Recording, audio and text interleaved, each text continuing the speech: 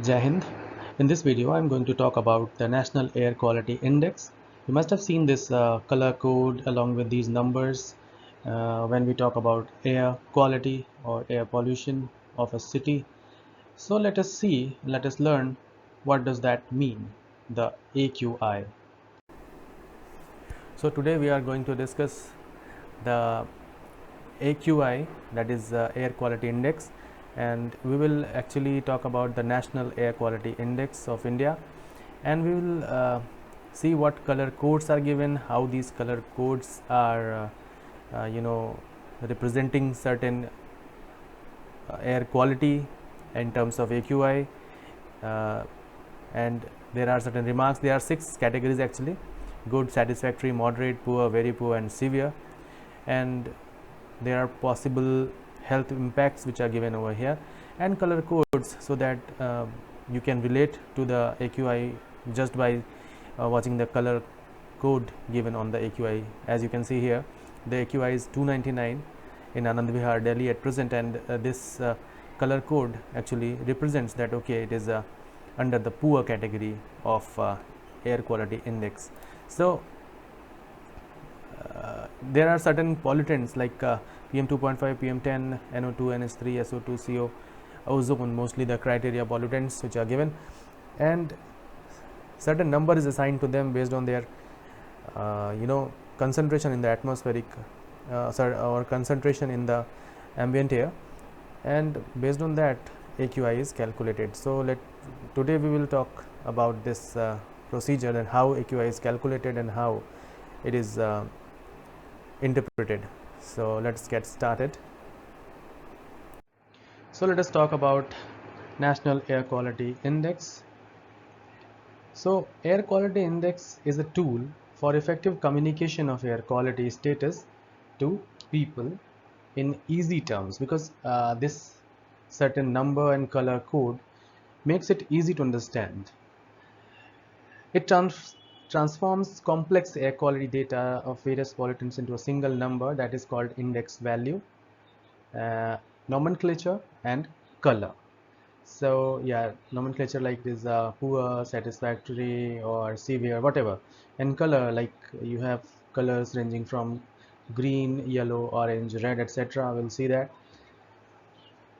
Then there are 6 AQI categories. This is very important to remember that there are 6 categories which are good, satisfactory, moderately polluted, poor, very poor, and severe. Each of these categories is decided based on the ambient concentration values of air pollutants and their likely health impacts, which is also known as health breakpoints. So let us talk about the color coding, etc. When AQI value is 0 to 50 is under good, and the color code given here is dark green, it will have minimal impact. When it is having 51 to 100, it falls under satisfactory category. Green color is again assigned in a lighter shade, and it may cause minor breathing discomfort to sensitive people. When AQI falls under 101 to 200, it is called moderate. Color code is yellow.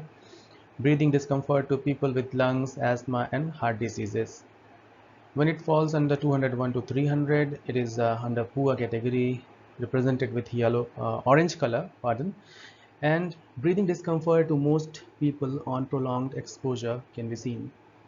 When AQI falls under 301 to 400, it is very poor. Red color is given to it. Respiratory illness on prolonged exposure can be seen.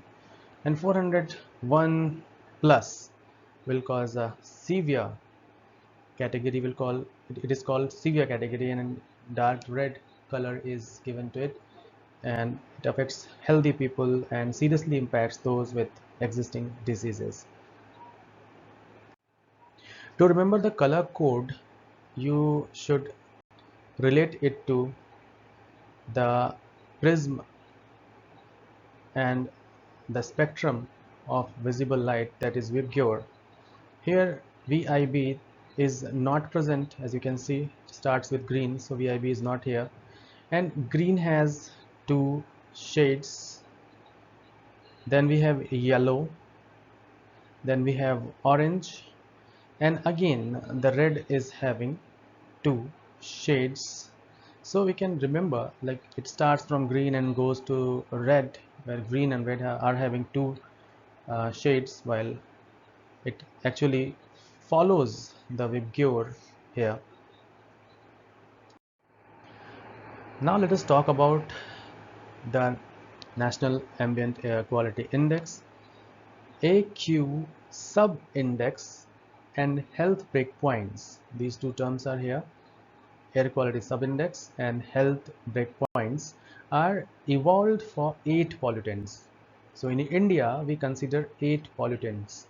It may vary in different countries. In India, we consider 8 pollutants, which are PM10, that is particulate matter having particle size or aerodynamic diameter of 10 micrometer or less, PM10, PM2.5. Then we have nitrogen dioxide, sulfur dioxide, carbon monoxide, the secondary pollutant ozone, ammonia, and lead is also considered, for which short term, up to 24 hours, national ambient air quality standards are prescribed.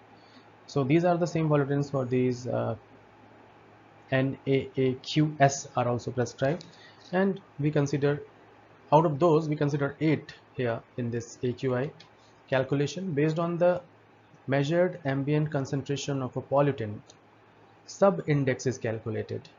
So first, the ambient concentration of pollutant is calculated either by automatic or by manual machinery or methods. Then sub-index is calculated, which is a linear function of concentration. That means the sub-index of PM2.5 will be 51 at concentration 31 microgram per meter cube, 100 at concentration 60 microgram per meter cube, and 75 at concentration of 45 microgram per meter cube. So it is a linear function of concentration. The worst sub-index determines the overall air quality index. AQI categories and health breakpoints for the 8 pollutants are as follows. So you can pause the video and take the screenshot to know it better.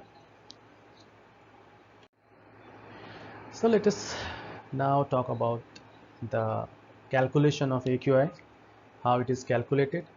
So the sub-indices for individual pollutants at a monitoring location are calculated using a 24-hourly average concentration value, or 8-hourly concentration value in case of carbon monoxide and ozone, and health breakpoint concentration range. So these two things are considered.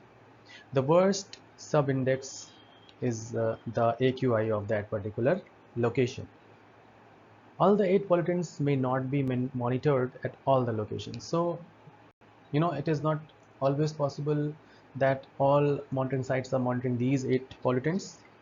So, overall AQI is calculated only if data are available for minimum 3 pollutants out of these 8. So, at least we should have 3 pollutants, out of which one should necessarily be particulate matter, either PM2.5 or PM10.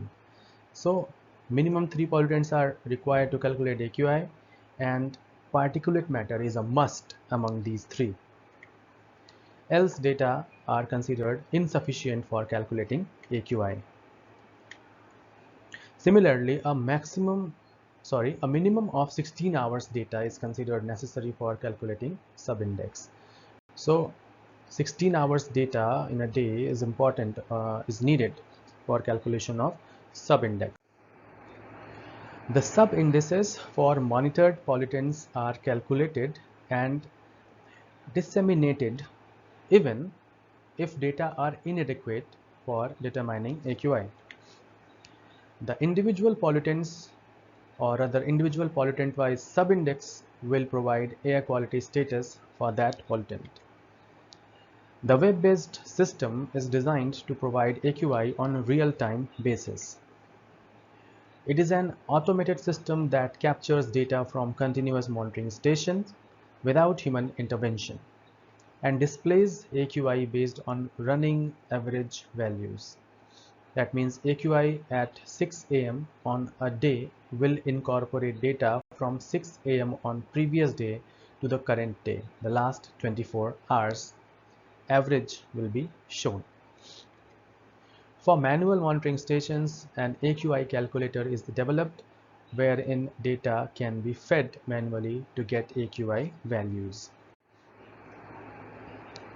There are certain limitations also.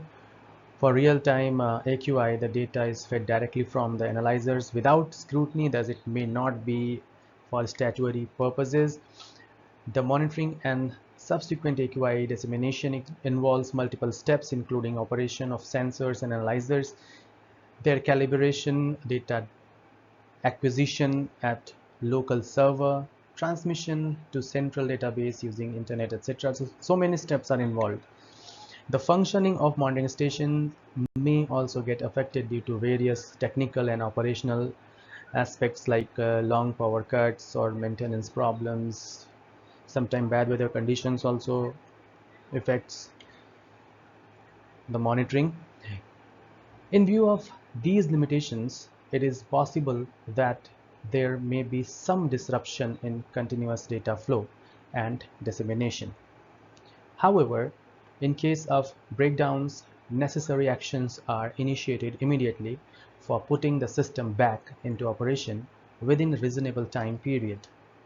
So yeah, this is something they have to do, otherwise the system will fail. So what should public do to maintain this air quality under the limits?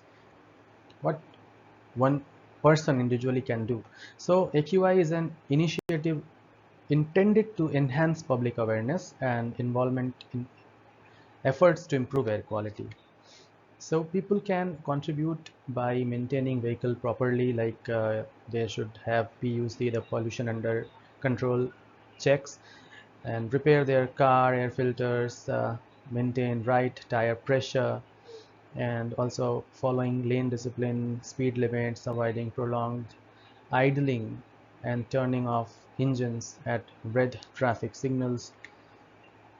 In addition to above, during severe or very poor AQI, people should minimize travel, avoid using private vehicles, and instead use public transport like buses. And then they should use bikes. Here I'm not talking about the motorbikes, it is bicycles, or they can walk to their desired places, and they can carpool, use smaller vehicles, like they should avoid SUVs, which ultimately will pollute more. So that's all for this video. I hope you have enjoyed this video. Please share your feedbacks with me in this comment section. Thank you very much for watching. Jai Hind.